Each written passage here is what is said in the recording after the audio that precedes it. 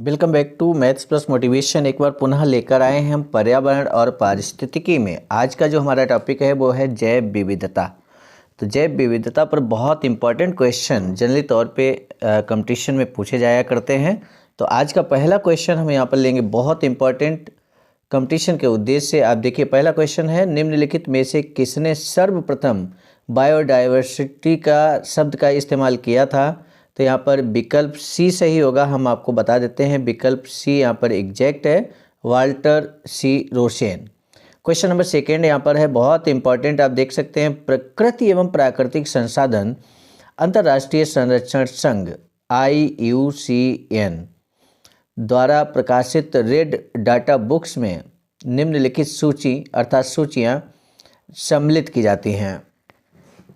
तो पहला यहाँ पर कथन है, जीव विविधता के प्रखर स्थलों हॉट स्पॉट्स में विद्यमान स्थानिक पौधों और पशु जातियों की सूची।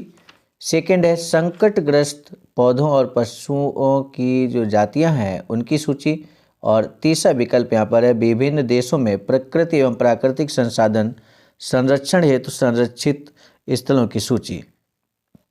यहाँ पर आपको बताना है कि सेकंड में कौन सा विकल्प यहाँ पे सही होगा।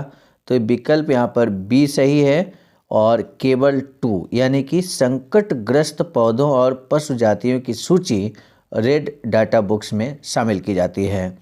क्वेश्चन नंबर 3 बहुत इंपॉर्टेंट है, हाल ही में निम्नलिखित में से कौन सी ड्रग गिद्धों की समष्टि में ह्रास के लिए उत्तरदायी प्रतिवेदित की गई है? तो यहाँ पर सी विकल्प एकदम सही होगा।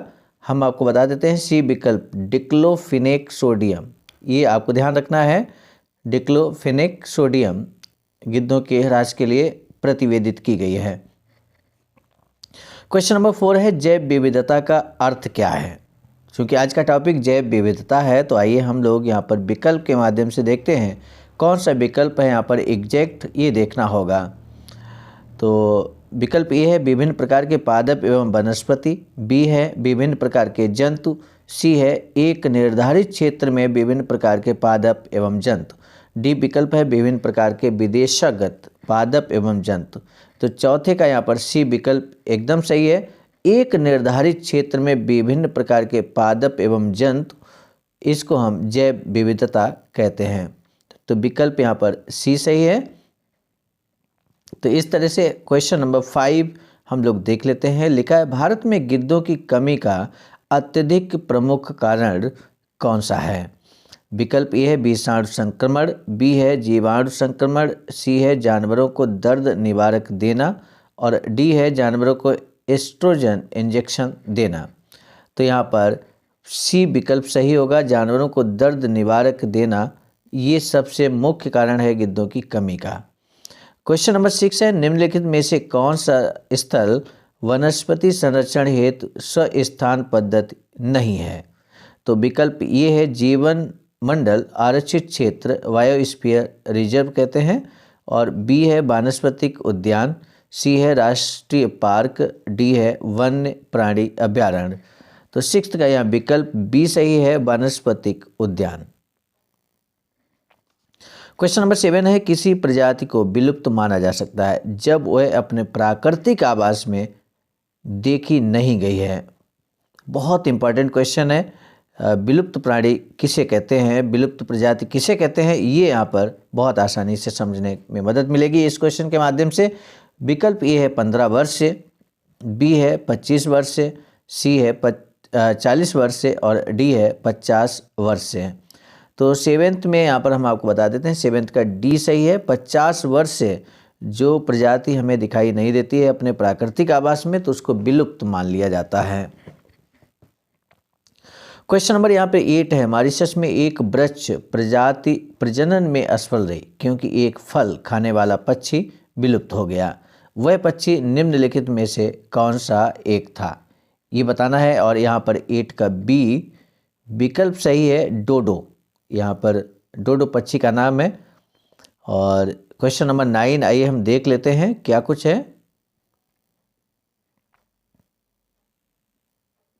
क्वेश्चन नंबर 9 है, 2 महत्वपूर्ण नदियाँ जिनमें से एक का स्रोत झारखंड में और दूसरा उड़ीसा में दूसरे नाम से जाना जाता है तथा दूसरी दूसरी, जिसका स्रोत यहाँ पर उड़ीसा में है, समुद्र में प्रवाह करने से पूर्व एक ऐसे स्थान पर संगम करती है जो बंगाल की खाड़ी से कुछ ही दूर है। ये वन्यजीवन जैव विविधता का प्रमुख स्थल है तथा सुरक्षित क्षेत्र है। निम्नलिखित में से वह स्थल कौन सा है? तो यहाँ पर विकल्प हम आपको बता देते हैं। विकल्प ए सही होगा, भीतरकनिका। क्वेश्चन नंबर 10 है, जैव विविधता का सबसे महत्वपूर्ण पहलू है भोजन, औषधि और यहाँ पर औद्योगिक उपयोग, और इसके बाद में डी विकल्प है पारिस्थितिक तंत्र का निर्वहन। तो क्वेश्चन नंबर 10 का यहाँ जो विकल्प डी है वो बिल्कुल सही है, डी पे हमें टिक लगा देना है। क्वेश्चन नंबर 11 बहुत इंपॉर्टेंट है, आइए देख लेते हैं। लिखा है, भारत रामसर अभिसमय का एक पक्षकार है और उसने बहुत से क्षेत्रों को रामसर स्थल घोषित किया है। निम्नलिखित में से कौन सा कथन इस अभिसमय के संदर्भ में सर्वोत्तम रूप से बताता है कि इन स्थलों का अनुरक्षण कैसे किया जाना चाहिए? तो विकल्प ये है, यहाँ पर इन सभी स्थलों को मनुष्य के लिए पूर्णतया अगम्य बना दिया जाए ताकि उनका शोषण न किया जा सके। बी है, इन सभी स्थलों का पारिस्थितिकी तंत्र उपागम से संरक्षण किया जाए और इनमें केवल पर्यटन और मनोरंजन की अनुमति दी जाए। सी है, प्रत्येक स्थल के लिए विशेष मानदंड और विशेष अवधि सुनिश्चित करते हुए उन विशेष अवधियों तक बगैर किसी शोषण के उन सभी स्थलों का पारिस्थितिकी तंत्र उपागम से संरक्षण किया जाए तथा इसके बाद भावी पीढ़ियों द्वारा उनके धारणीय उपयोग के लिए अनुमति दी जाए। डी है, इन सभी स्थलों का पारिस्थितिकी तंत्र उपागम से संरक्षण किया जाए और साथ साथ उनके धारणीय उपयोग की अनुमति दी जाए। तो यहाँ पर क्वेश्चन नंबर 11 का डी विकल्प यहाँ एकदम सही है और यही हमें ध्यान रखना है। क्वेश्चन नंबर 12 है, भारतीय वन्य जीवन के संदर्भ में उड्डयन बलगुल अर्थात फ्लाइंग फॉक्स निम्नलिखित में से क्या है? 4 विकल्प आपके सामने है, चमगादड़, चील, ब्लाक और डी है यहाँ पर गिद्ध। तो चमगादड़ बिल्कुल सही होगा, पहला ये विकल्प यहाँ पे सही है। क्वेश्चन नंबर 13, जैव विविधता के नाश का कारण क्या है? जैव विविधता क्यों उसका ह्रास हो रहा है, ये यहाँ पर हमें बताना है। तो विकल्प ये है, जीवों के प्राकृतिक आवास की कमी, बी है पर्यावरणीय प्रदूषण और सी है वनों का नाश, डी है उपयुक्त सभी। तो यहाँ स्पष्ट तौर पे आप कह सकते हैं उपयुक्त सभी। क्वेश्चन नंबर 14, विश्व वेटलैंड दिवस कब मनाया जाता है? और विकल्प ये है 2 फरवरी को, 2 अप्रैल को, 2 मई को या 2 मार्च को। तो यहाँ 14 का जो सही विकल्प है वो 2 फरवरी को विश्व वेटलैंड दिवस मनाया जाता है, याद रखने की आवश्यकता है आपको। क्वेश्चन नंबर 15, डूगोंग नामक समुद्री जीव जो कि विलोपन की कगार पर है क्या है? और यहाँ पर 15वें का हम आपको बता देते हैं, डी विकल्प स्तनधारी मैमल, ये सही विकल्प होगा। क्वेश्चन नंबर 16 है, सर्वाधिक जैव विविधता कहाँ पाई जाती है? उष्ण कटिबंधीय वर्षा वनों में, शीतोष्ण कटिबंधीय वनों में, शंकुधारी वनों में या फिर उत्तर ध्रुवीय वनों में। तो विकल्प यहाँ 16 का ए सही है, उष्ण कटिबंधीय वर्षा वनों में सर्वाधिक जैव विविधता पाई जाती है। क्वेश्चन नंबर 17 है, जैव सुरक्षा बायोसेफ्टी का कार्टाजेना प्रोटोकॉल निम्नलिखित केंद्रीय मंत्रालयों में से कौन कार्यान्वित करता है? विकल्प ये है विज्ञान एवं प्रौद्योगिकी मंत्रालय, बी है स्वास्थ्य एवं परिवार कल्याण मंत्रालय, सी है पर्यावरण एवं वन मंत्रालय, डी है रसायन एवं उर्वरक मंत्रालय। तो विकल्प यहाँ पे सी सही होगा, पर्यावरण एवं वन मंत्रालय एकदम सही है और निश्चित रूप से आपने भी यही गेस किया होगा। क्वेश्चन नंबर 18 हम यहाँ पे लेंगे। क्वेश्चन नंबर 18 यहाँ पर देख लेते हैं क्या कुछ है। जीव विविधता निम्नलिखित माध्यमों द्वारा मानव अस्तित्व का आधार बनी हुई है। विकल्प ए है मृदा निर्माण, बी है मृदा अपरदन की रोकथाम, 3 है यहाँ पर कथन जो है अवशिष्ट का पुनः चक्रण और शस्य परागण। तो आइए हम देख लेते हैं निम्नलिखित कोटों के आधार पर सही उत्तर कौन सा है, ये हमें देखना है। क्वेश्चन नंबर 18 का सही जो विकल्प होगा वो होगा डी, यहाँ 1, 2, 3 और 4, यानी कि चारों जो कथन है वो यहाँ पर जैव विविधता के लिए सही हैं और मानव अस्तित्व का आधार यहाँ पर है, ये चारों जो विकल्प हमने बताया, चारों कथन बताया, मृदा निर्माण, मृदा अपरदन की कमी, रोकथाम, अपशिष्ट का पुनर्चक्रण और शस्य परागण। ठीक इसी तरह से क्वेश्चन नंबर 19 यहाँ पर हम लेंगे।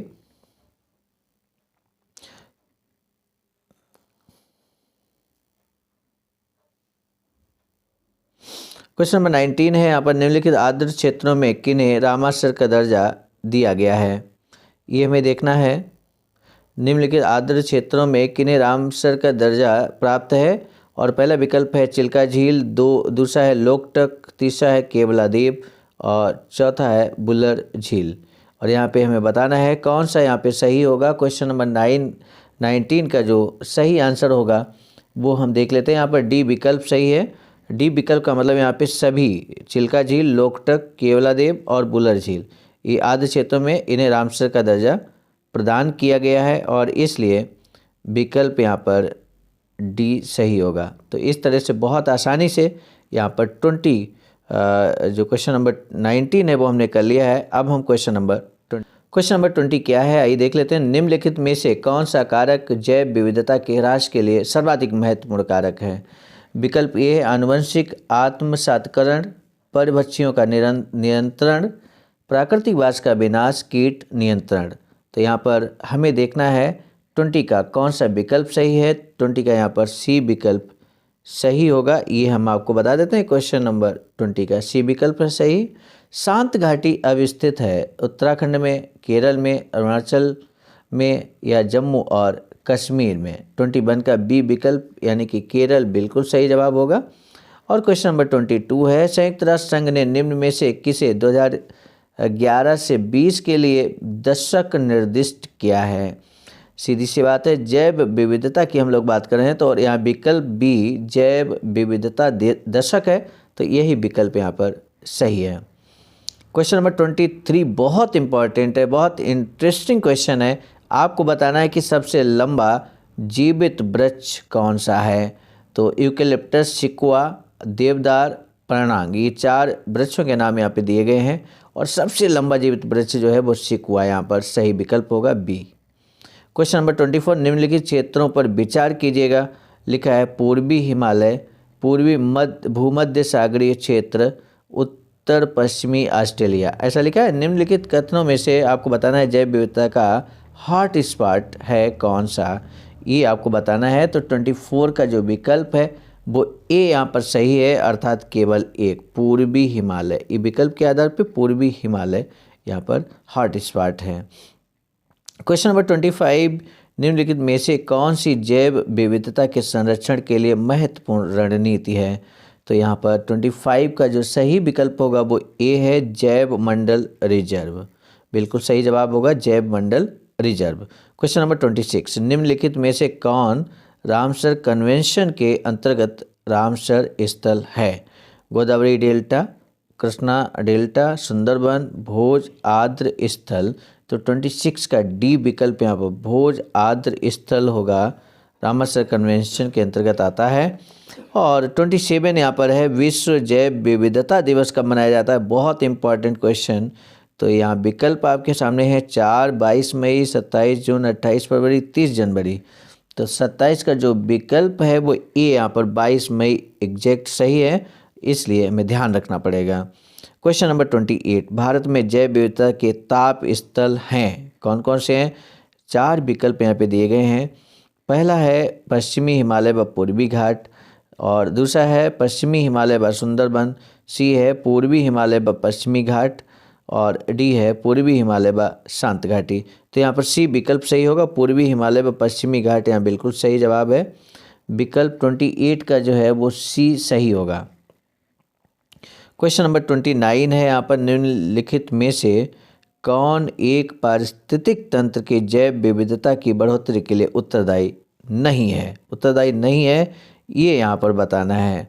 तो 29 का डी विकल्प आप ध्यान से देख लीजिए, यही विकल्प यहाँ पर सही हो जाएगा।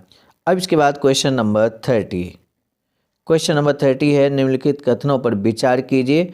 लिखा है जैव विविधता हॉटस्पॉट केवल उष्णकटिबंधीय प्रदेशों में स्थित हैं, ये बिल्कुल सही कथन है। और सेकेंड है भारत में 4 जैव विविधता हॉटस्पॉट अर्थात पूर्वी हिमालय, पश्चिमी हिमालय, पश्चिमी घाट तथा अंडमान एवं निकोबार द्वीप हैं।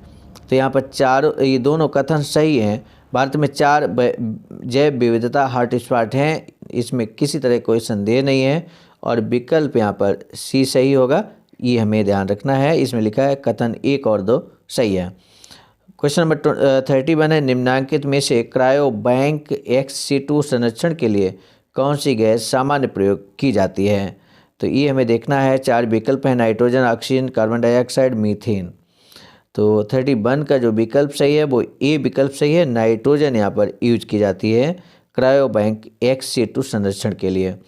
और लास्ट क्वेश्चन आज की इस वीडियो का, इनमें से कौन सा जैव विविधता के लिए बड़ा खतरा है?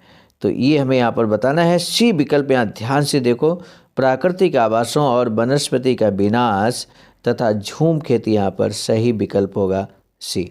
तो इस तरह से आज के 32 क्वेश्चन में लिए हैं जैव विविधता के भाग 1 में।